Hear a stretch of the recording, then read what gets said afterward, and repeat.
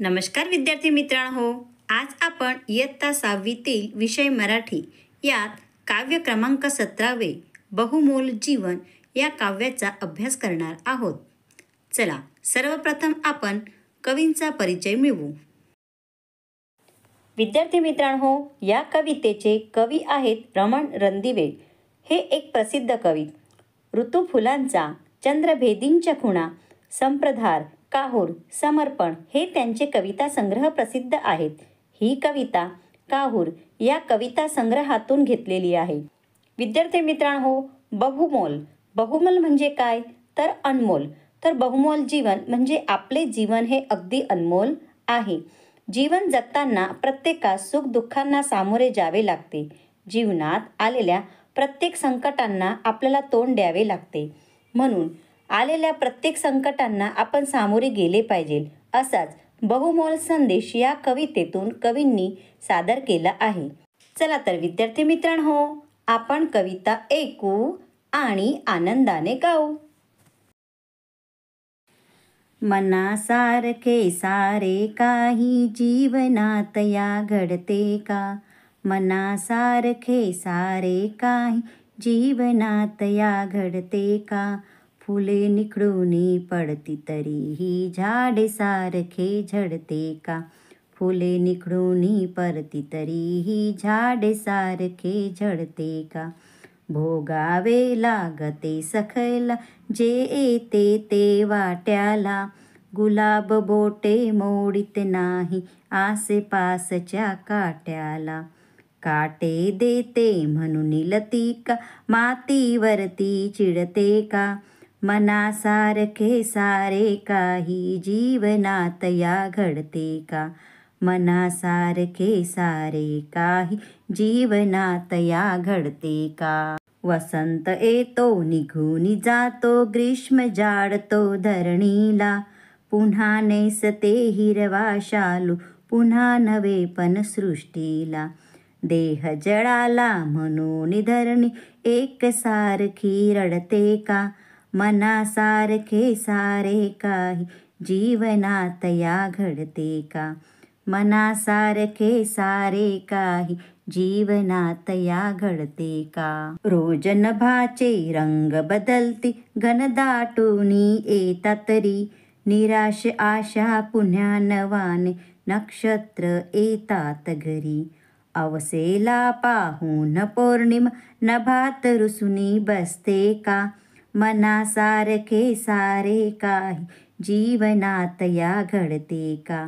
मनासारखे सारे काही जीवनात या घडते का? सुखदुःखाची ऊन सावली येते जाते राग नको. संकटास लीलया भिडावे आयुष्याचा त्याग नको. बहुमोलाचे जीवन वेड्या कुणास फिरुनी मिळते का? बहुमोलाचे जीवन वेड्या कुणास फिरुनी मिळते का? मनासारखे सारे काही जीवन या घडते का? मनासारखे सारे काही जीवन यात घडते का? विद्यार्थी मित्रांनो, चला तर कवितेचा भावार्थ अभ्यासू. मनासारखे सारे काही जीवनात या घडते का? फुले निखळून पडती तरीही झाड सारखे झडते का? मनासारखे म्हणजे मनाप्रमाणे होणे. निखळून म्हणजे गळून पडणे किंवा देठापासून फूल खाली पडणे. झडणे म्हणजे जीर्ण होणे. कवी आपल्याला सांगतात की आपल्या जीवनात सारे काही हे आपल्या मनाप्रमाणे घडत नसते. जरी फुले ही देठातून खाली पडली तरीही झाड आपले जुने होत नाही किंवा झाडाला दुःख होत नाही. भोगावे लागतेच सकला जे येते ते वाट्याला. गुलाब बोटे मोडीत नाही आसपासच्या काट्याला. काटे देते म्हणून लतिका मातीवरती चिडते का? मनासारखे सारे काही जीवनात या घडते का?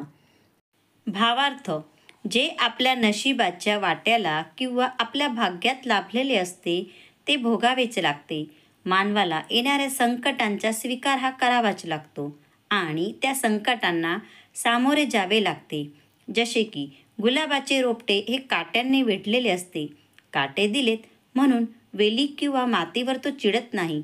म्हणून कवी म्हणतात की कोणावरही दोषारोपण न करता आपले जीवन हे आनंदाने जगले पाहिजे, कारण सर्व काही आपल्या मनाप्रमाणे होत नसते. वसंत येतो निघून जातो, ग्रीष्म जाळतो धरणीला. पुन्हा नेसते हिरवा शालू, पुन्हा नवपण सृष्टीला. देह जळाला म्हणू धरणीला, एकसारखी रडते का? मनासारखे सारे काही जीवनात या घडते का? भावार्थ. विद्यार्थी मित्रांनो, निसर्गाच्या ऋतूत परिवर्तन होत असतो. किती ऋतू येतात आणि किती जातात. जसे की वसंत ऋतू येतो आणि निघून जातो. ग्रीष्म ऋतू येतो, धरणी असह्य तापते, धरणीचा देहही जळतो, म्हणून ती रडत बसत नाही. नंतर तीच पुन्हा हिरवा शालू नेसते. याचप्रमाणे जीवनात परिवर्तन होत असते, म्हणून सर्व काही आपल्या मनाप्रमाणे घडत नसते. रोज नभाचे रंग बदलती, घनदाटून येतात तरी. निराश आशा पुन्हा नवाने, नक्षत्र नेतात घरी. अवसेला पाहून पौर्णिमा नभात रुसून बसते का? मनासारखे सारे काही जीवनात या घडते का? जीवनात या घडते का? भावार्थ. आकाशातील बदलत्या रंगांप्रमाणे जीवनातही परिस्थिती ही सतत बदलत असते. जरी अंधार दाटला तरी आशेचे नवीन नक्षत्र हे येतात. अमावस्येला पाहून पौर्णिमा ही नभात रुसून बसत नाही. त्याचप्रमाणे जीवनात आशा आणि सकारात्मकता ही असावी.